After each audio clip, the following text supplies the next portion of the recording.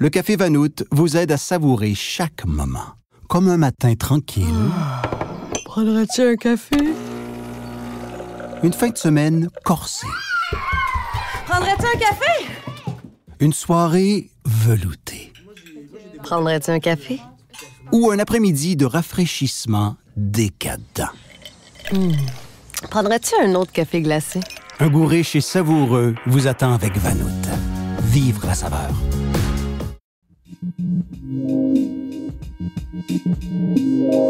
Nous sommes le jeudi 15 mai. Voici à la une.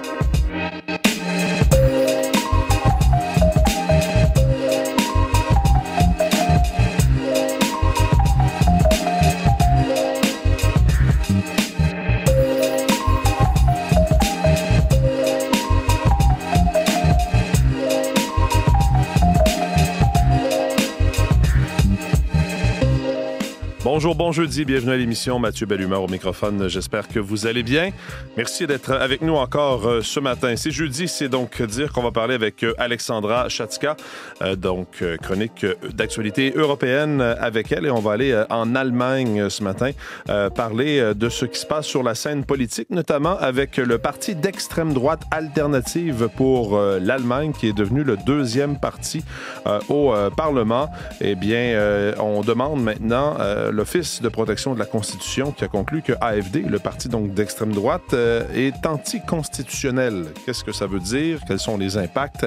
Quelle réaction ça a provoqué? Alexandra Chatzka sera avec nous un peu plus tard. Sinon, Vincent Maisonneuve est déjà à mes côtés. Bonjour Vincent. Bonjour Mathieu. On va revenir sur ce premier conseil des ministres de Mark Carney. Hier, donc, tout le monde était réuni dans cette salle où les caméras ont pu entrer, capter quelques images, dont cette signature. C'était pas un décret comme tel, mais si vous voulez une commande pour son ministre des Finances de réduire les impôts d'ici le 1er juillet prochain, les impôts des contribuables. Oui, outre cette mise en scène médiatique là, où on voyait le premier ministre et ses ministres travailler, il y a deux choses qu'on retient de ce premier conseil des ministres. La baisse d'impôts et l'absence de budget. Avant l'année prochaine, il y aura un énoncé économique cet automne, au mois d'octobre, mais pas de budget avant l'année prochaine. Et ça a surpris beaucoup de gens. Je vous en parle un peu plus tard. Parfait. On vous retrouve dans les prochaines minutes. Je me tourne tout de suite vers Véronique Méran pour faire le point sur la météo. Bonjour Véronique. Bonjour Mathieu. On va commencer en parlant du Manitoba parce qu'il y a quand même plusieurs feux qui sont en activité dans cette province.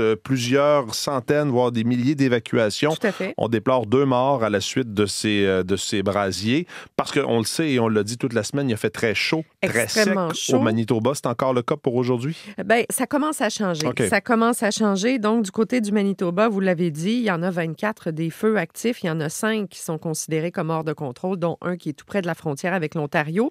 Donc, des conditions chaudes, secs et venteuses, c'est ce qu'on a eu. Aujourd'hui, les températures commencent à redescendre d'un cran et on anticipe des averses. Sauf que le problème, souvent, avec les averses, c'est qu'il y a des risques d'orage. Et dans les conditions de feu de forêt, ça, c'est pas l'idéal. Mais c'est un scénario qui va complètement changer dans les prochains jours. On descend d'un cran le thermomètre aujourd'hui sur le sud du Manitoba et la fraîcheur sera là dès demain. Donc, autour de 13 degrés sous la pluie, ce qui devrait quand même là, fournir une aide considérable pour, du moins, travailler à éteindre ces brasiers. Oui, c'est ça. Et ça affecte aussi la qualité de l'air. Donc, c'est quand même encore tôt, là, oui. ces feux au Manitoba. En saison, effectivement. Une saison qui sera plus active que la moyenne, assurément. Alors, on va continuer de surveiller ça, mais donc, les nouvelles sont meilleures pour ce qui est du Manitoba. OK, ailleurs, revenons donc, commençons par le Québec comme on le fait d'habitude, parce que hier, c'était une autre belle et chaude journée. Ce sera encore le cas aujourd'hui? La chaleur reste au rendez-vous, mais les nuages sont plus présents. On commence à avoir un petit peu plus d'instabilité. Là. Le soleil et la quiétude, on l'a eu 2 jours. C'est fini, là. Et là, qui dit soleil et chaleur, oups, on construit de l'instabilité. Alors aujourd'hui, il y a quand même plus de nuages. Il va y avoir des éclaircies dans ça. On reste autour de 26-27 degrés côté température. L'humidité qu'on commence à sentir aussi là, légèrement au-delà de la barre du 30, mais on ajoute une probabilité d'averse. Risque d'orage cet après-midi de l'ordre de 40 %. C'est pas impossible qu'il y ait quelques gouttes perdues ce matin, mais dans l'ensemble, probabilité 40 %. C'est pas énorme. La nuit prochaine, ça reste autour de 12 à 15. Demain, vendredi, il fera beau le matin, ennuagement en après-midi. Et là, c'est à coup un peu plus sûr, les averses et les orages en fin de journée. 60 % de probabilité, 27-28 degrés au thermomètre vendredi. Et c'est en fin de semaine que tout ça va changer. Samedi matin, ça va. Samedi après-midi, les averses reprennent. Les températures seront encore autour de 23-24 degrés samedi et derrière le passage de ces précipitations-là, dimanche, ce sera plus frais. Sous la grisaille aussi, il n'y aura pas énormément d'averses dimanche, mais il y en aura un petit peu dans la journée, peut-être un 2 mm. Ça va traîner un peu de temps gris. Il y aura amélioration au cours de la journée de lundi, mais toujours dans la fraîcheur. Alors, scénario similaire du côté de l'Abitibi aujourd'hui, probabilité d'averse, risque d'orage, 40 %. Le maximum, c'est 27. Même chose vers le Saguenay, le Lac-Saint-Jean. Le Bas-Saint-Laurent autour de 22. Probabilité de précipitation ce soir seulement. Vers la Gaspésie, la Côte-Nord aussi, 30-40 % en fin de journée. Passage du front de ce côté, le mercure sera à la baisse, 8 à 10 degrés cet après-midi pour la Gaspésie et la Côte-Nord. Tout le territoire ontarien sous les nuages avec un 30-40 % de possibilité d'averse. Température assez élevée. On l'a mentionné dans l'ouest, l'air plus frais et les précipitations qui prendront le relais au cours des prochains jours. Avertissement sur la qualité de l'air, toujours en vigueur au Manitoba. Merci beaucoup, Véronique. Bonne journée. Bonne journée. Olivier Pellerin, là, au sport. Bonjour, Olivier. Bonjour. Les Oilers d'Edmonton, donc, qui passent en finale de l'Ouest. Oui, effectivement, beau match hier pour eux. Un match qui s'est soldé en prolongation. Un match très serré entre les deux équipes qui ont resserré le jeu. On sentait peut-être un peu le stress en fin de match avec un enjeu aussi grand. Et ce sont les Oilers qui ont primé dans ce match. Et ce ne sont pas les gros canons qui ont marqué ont marqué le but, je devrais dire, parce qu'il y en a eu un seul. C'est Kasperi Kapanen qui a profité d'une mêlée, genre de but qu'on voit justement en séries éliminatoires, une mêlée devant Eden Hill. On pousse, et à un certain moment, la rondelle rentre. Et c'est ce qui s'est passé hier. Donc, victoire de 1-0, courte victoire, mais victoire importante parce que ça permet justement aux Oilers d'Edmonton de prendre part à une troisième finale de l'Ouest en 4 ans. Avec cette finale, je vous le rappelle, perdue l'an dernier aux mains des Panthers de la Floride qui avaient ultimement remporté la Coupe Stanley. C'est le personnel de soutien, comme je le disais, qui encore une fois s'est illustré. Blanchissage rassurant aussi pour Stuart Skinner hier. 24 arrêts dans le match d'hier. On n'a pas toujours été tendre à l'endroit des portiers des Oilers d'Edmonton, mais là, c'est un deuxième jeu blanc consécutif pour lui. On sait qu'on a beaucoup joué là, avec les gardiens de but. Il y a eu Stuart Skinner au début des séries. Calvin Pickard a fait son entrée. Il a bien fait. Il est blessé. Stuart Skinner revient et fait bien lui aussi. Donc, les Oilers qui sont peut-être un peu sauvés là, avec les services de Stuart Skinner au cours des 2 derniers matchs. Puis, les Oilers qui pourraient affronter les Stars de Dallas en finale de l'Ouest, ce serait une reprise du duel de l'an dernier qui s'était soldé par une victoire en 6 matchs des Oilers d'Edmonton. Et pour les Stars, on attendra de voir déjà s'ils se qualifient pour la finale de l'Ouest, mais pour eux, ce serait une 3e consécutive. Ils avaient été éliminés en 2023 en 6 matchs par les Golden Knights de Vegas qui avaient décroché la Coupe Stanley et l'année dernière contre les Oilers. Donc, ça donnerait tout un duel pour cette finale de l'Ouest entre les deux équipes. Puis sinon, de l'autre côté, on va en parler très rapidement. Les Maple Leafs, on sent le tapis se dérober sous leurs pieds. Certains diront encore. Oui, certains diront encore et ils auraient raison. Hier, il fallait voir les mines déconfites sur le banc des Maple Leafs de Toronto. Défaite de 6-1 pour eux. 3e défaite consécutive pour les Maple Leafs. Donc, on sent la dégringolade vraiment de ce côté. Au hockey féminin, le Frost du Minnesota, qui était, si je ne m'abuse, la dernière équipe là, à accéder aux séries éliminatoires à la LPHF, a éliminé finalement les Sceptres de Toronto. Il faut dire aussi, peut-être dernière qualifiée, mais aussi championne en titre de cette Coupe Walter dans la LPHF. On a beaucoup parlé, encore une fois, de la parité dans la Ligue. Elles l'ont prouvé avec une victoire hier, une victoire de 4-3, aussi en prolongation. Celle qui a marqué le but gagnant, c'est Taylor Hazy, son premier des séries éliminatoires. Donc, victoire de 4-3 du Frost, qui est maintenant donc la première équipe à se qualifier pour cette finale. Et c'est un message envoyé, la victoire de Montréal qui jouera son match numéro 4 demain contre la Charge d'Ottawa. La Charge qui allait devant 2-1 dans cette série, donc font face à l'élimination et advenant une victoire de la victoire. Un gain de la victoire, je devrais dire, demain. Désolé, ça Il y aurait un match ultime dimanche, mais là, il y a certainement un message là parce que les Sceptres étaient l'équipe la mieux classée et c'est elle qui se fait montrer la porte de sortie. Merci, Olivier. Plaisir. Bonne journée.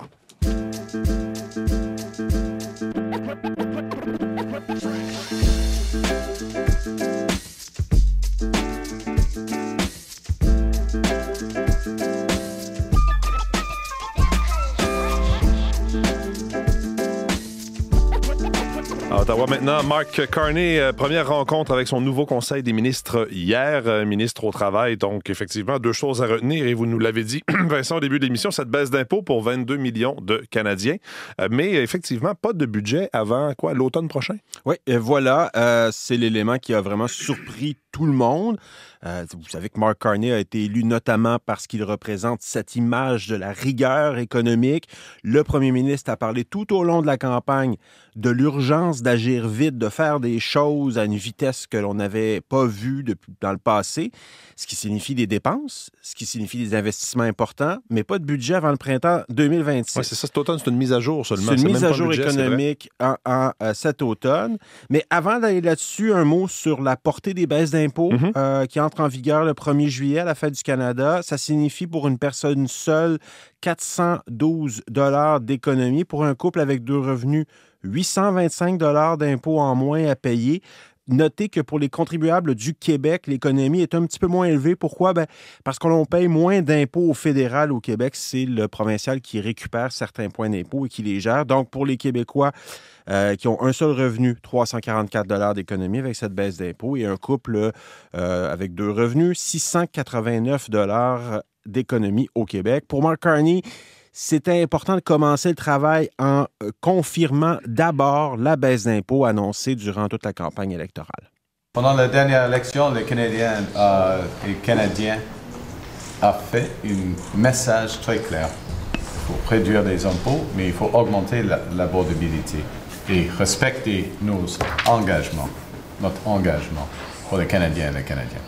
Donc, ce qui a fait réagir surtout l'opposition, c'est pas tant cette nouvelle-là, parce que ça avait été annoncé en campagne électorale, mais c'est ça, c'est l'absence de budget avant le printemps 2026.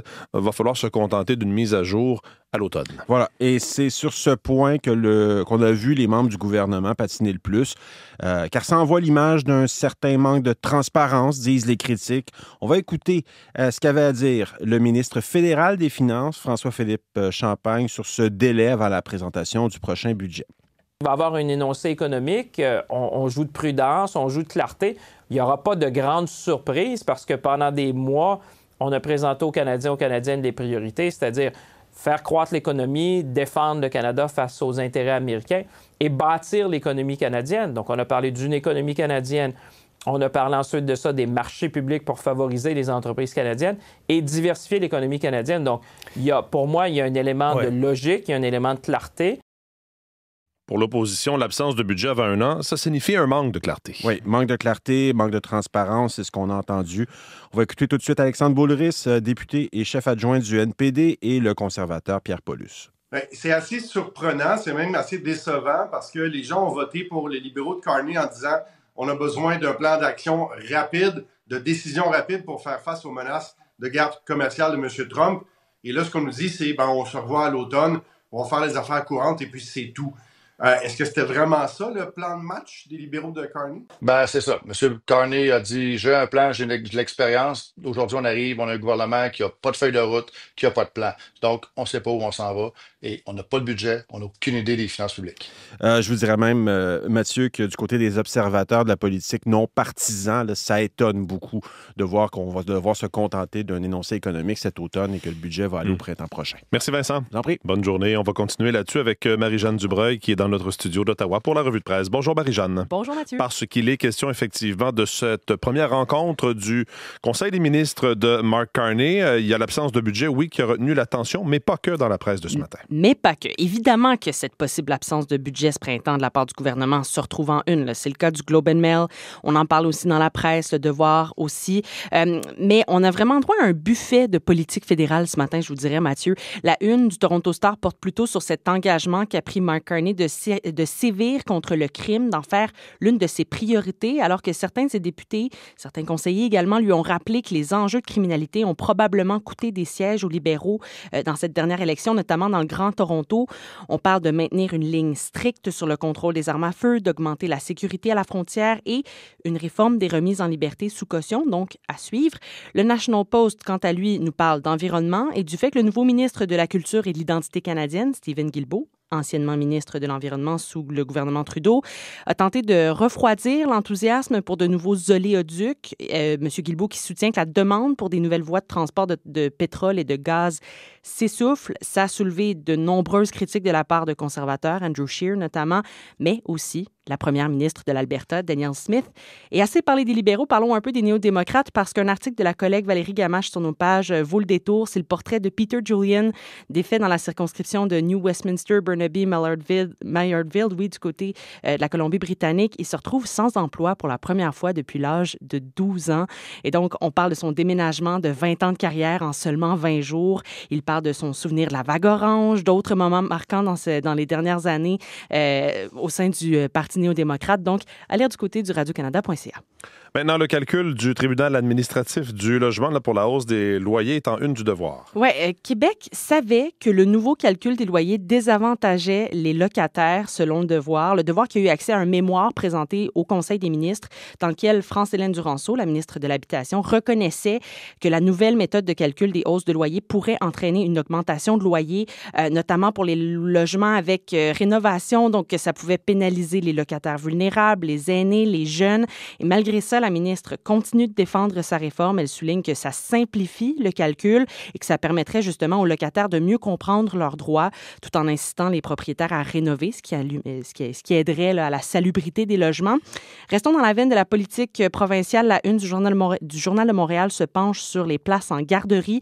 Donc, malgré la création de 30 000 places en garderie depuis 4 ans, il y a presque autant d'enfants qui attendent toujours d'obtenir une place dans le réseau québécois. Tout un casse-tête pour les familles de la province. Et il y a vraiment un tableau avec chaque place qu'il manque pour chaque région. Et la Presse Plus nous parle d'une histoire assez troublante, là, une jeune déficiente intellectuelle de 24 ans qui a été mise en isolement pendant plus d'une semaine dans un établissement de détention de Laval pour avoir volé de la nourriture chez un voisin. Une jeune femme de 24 ans qui a dans sa tête, qui est comme une fillette là, de ce qu'on nous explique. Et c'est un cas bouleversant qui n'est pas rare, selon des experts interviewés dans la presse qui nous disent, à cause du manque de ressources, à cause du manque d'empathie aussi dans la société, ça faisait souvent qu'on ne parlait pas assez de ces enjeux-là. Et donc, ce prétexte de la triste histoire de cette jeune femme-là permet d'en parler pour une fois. Et le voyage de Donald Trump au Moyen-Orient tire à sa fin. Oui, voyage bercé par les conflits d'intérêts, comme on peut lire en une du devoir. On revient à cette collusion, là, les différentes ententes pour le bénéfice personnel des proches de Donald Trump qui ne prend même plus la peine de se faire discrète, oui, c'est ce qu'on peut lire dans le devoir ce matin. Et d'ailleurs, pendant ce temps, aux États-Unis, on se prépare à avoir un combat en lien avec un décret signé en janvier par Donald Trump, le droit du sol, donc toute personne née sur le sol américain qui devient automatiquement citoyenne, droit que Donald Trump veut restreindre et ça va se retrouver en Cour suprême aujourd'hui. La Presse Plus qui fait le point sur l'affaire. C'est en une de la presse.ca si vous êtes plus du type application mobile. Merci beaucoup, Marie-Jeanne. Bonne journée. Bonne journée.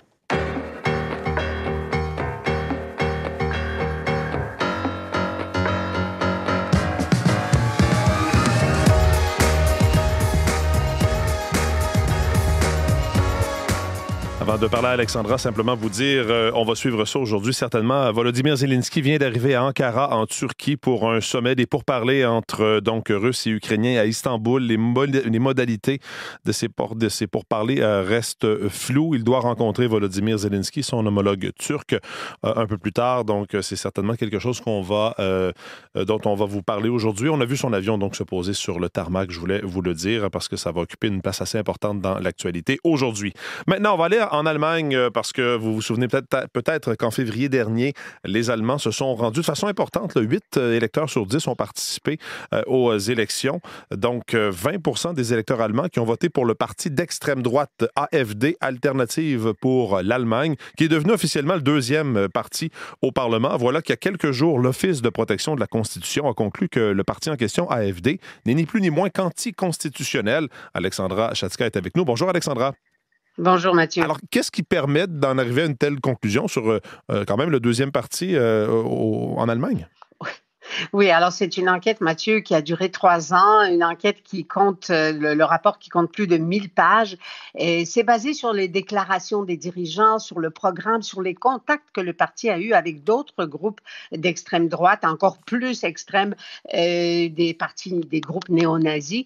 Et les conclusions du rapport sont nombreuses, évidemment, mais la plus importante, c'est que l'AfD, l'Alternative pour l'Allemagne, dévalorise des groupes entiers de la population. Évidemment, on parle des immigrants musulmans pour la plupart, ou même des citoyens allemands issus de l'immigration qui ont déjà obtenu la citoyenneté, ce qui porte selon l'Office, selon le rapport, atteinte à la dignité humaine, et ce qui n'est pas compatible avec l'ordre démocratique fondamental. Alors, effectivement, la Constitution allemande, dans son article 21, dit clairement que les partis qui tentent de porter atteinte à l'ordre libéral et démocratique sont inconstitutionnels. Effectivement, une grande partie du programme de l'Alternative pour l'Allemagne comporte des idées comme expulser carrément les immigrants ou les inciter à retourner dans leur pays, y compris ceux qui ont obtenu déjà la nationalité allemande ou même leurs descendants.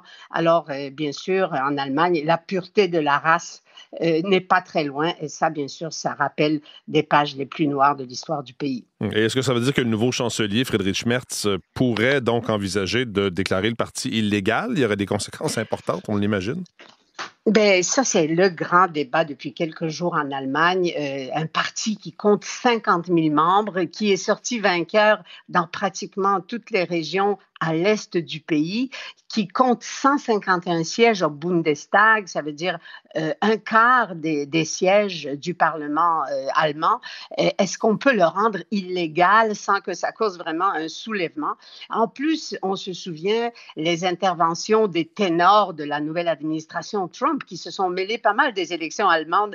Elon Musk a appuyé l'Alternative pour l'Allemagne, J.D. Vance qui a rencontré uniquement Alice Weidel, la dirigeante du parti lors de sa visite à Munich, et même Marco Rubio qui a appuyé donc AfD. Alors, malgré des appels de plusieurs ténors de la politique allemande sous le thème « Notre histoire nous a appris que l'extrémisme de droite doit absolument être stoppé à temps », et le chancelier Merz n'a pas osé franchir le pas. Mais à minima, la classification comme anticonstitutionnelle donne au gouvernement d'importants moyens de contrôle, y compris l'écoute des communications privées, par exemple, des membres du parti. Alors, l'AfD, bien sûr, s'est indignée. C'est un coup dur pour la démocratie allemande, a déclaré la présidente du parti. De l'autre côté, la fin de semaine dernière, des manifs ont eu lieu dans 60 villes du pays. Il y a eu 7000 personnes à Berlin, par exemple, des milliers de personnes qui demandaient l'interdiction du parti. Pour le moment, l'AfD a porté le cas devant la justice, donc on attend la décision du tribunal et les services du renseignement ont suspendu provisoirement la décision du rapport. Vous avez parlé tantôt du programme de l'AfD. Plusieurs idées rappellent les lois racistes, antidémocratiques au moment de l'arrivée d'Hitler au pouvoir, qui a aussi été élu par une voie démocratique. On pensait l'Allemagne complètement immunisée? Oui, on pensait immunisée, mais ça n'a pas l'air, c'est tout à fait le cas. Il y a un travail sur la mémoire qui a été fait en Allemagne, vous vous souvenez, très important, très systématique sur les années 30 et 40, plus le développement économique exemplaire du pays. On aurait pu croire que cette nostalgie est terminée. Plus on a interdit déjà des partis et des groupes d'extrême droite dans les années 50, dans les années 60, mais l'arrivée d'1 million de réfugiés en 2015 en Allemagne, vous vous souvenez, l'insatisfaction après la réunification aussi qui ne s'est pas très bien passée et actuellement la crise économique, tout ça a remis au goût du jour l'extrémisme de droite à saveur raciste. Et la question qui est sur toutes les lèvres aujourd'hui, est-ce que le passé nazi de l'Allemagne peut se répéter?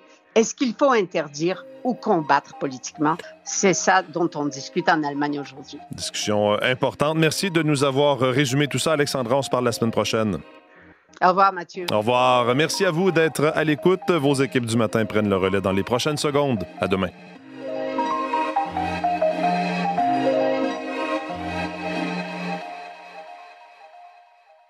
Le Café Vanout vous aide à savourer chaque moment. Comme un matin tranquille. Prendrais-tu un café? Une fin de semaine corsée. Prendrais-tu un café? Une soirée veloutée. Prendrais-tu un café? Ou un après-midi de rafraîchissement décadent. Prendrais-tu un autre café glacé? Un goût riche et savoureux vous attend avec Vanout. Vivre la saveur.